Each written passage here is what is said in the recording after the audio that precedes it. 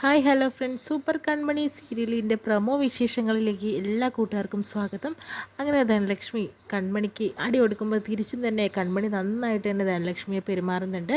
അതോടുകൂടി തന്നെ കൺമണി ഒറ്റ വാശിയിൽ തന്നെയാണ് ഈ കല്യാണം വേണ്ട എന്ന് വെക്കാൻ തന്നെ അങ്ങനെ ഗോകുലിനോട് പറയുന്നുണ്ട്. ഗോകുല്, ഞാൻ എല്ലാം തന്നെ വരുണിനോട് തുറന്നു പറയാനായിട്ട് തീരുമാനിച്ചു കല്യാണം വേണ്ട എന്നുള്ളത്.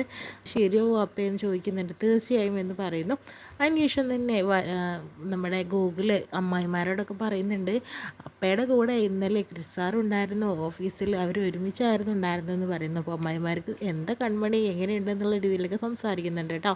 അതിനുശേഷം തന്നെ എത്രയും പെട്ടെന്ന് തന്നെ കൃഷ്ണൻ നിൻ്റെയും കൂടെ കല്യാണം ഞങ്ങൾ നടത്തി തരും എന്ന രീതിയിലാണ് അമ്മായിമാർ നിൽക്കുന്നത്. ആ സ്വർണ്ണമൊക്കെ തിരിച്ചു കൊടുത്ത് ആ വരുണിനെ അവിടെ നിന്ന് ഒഴിവാക്കണം എന്നൊക്കെ പറയുന്നുണ്ട്. അങ്ങനെ ധനലക്ഷ്മിയായിട്ട് വഴക്ക് കൂടുന്നുണ്ട് കേട്ടോ. നിൻ്റെ കയ്യിലുള്ള 10 ലക്ഷം 101 പവന് ഞങ്ങൾക്ക് എവിടെയാണ് ഒളിപ്പിച്ച് വെച്ചിരിക്കുന്നത്, ഞങ്ങൾക്ക് കണ്ടെത്തണം എന്ന് പറഞ്ഞിട്ട് വഴക്ക് കൂടുന്നു.